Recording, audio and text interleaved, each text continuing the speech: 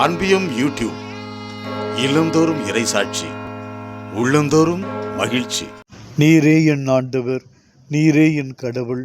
தெய்வமே, தோமாவின் உயிருள்ள விசுவாச வார்த்தைகள், உயிர் தாண்டவரின் அனுபவம் எனக்கும் வேண்டும் என்னும் வாஞ்சை, மற்ற சீடர்களுக்கு கிடைத்த இந்த அருள் அனுபவம் தனக்கும் பெற வேண்டும் என் நினைவுகளுக்குள் எப்பொழுதும் இருப்பது காயப்பட்ட இரத்தம் வழிந்த இயேசுவின் கோர முகமே.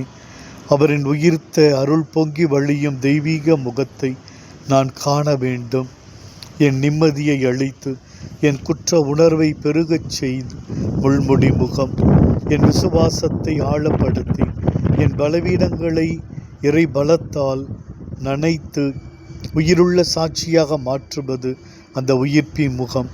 அந்த திருமுகத்தை நான் கண்டிப்பாய் காண வேண்டும்.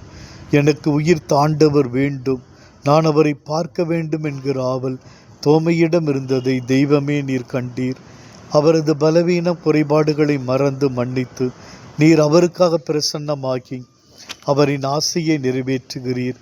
என் ஆண்டவரே, என் தேவனே என்கிற விசுவாச சத்தியம் புறப்படச் செய்தீர்.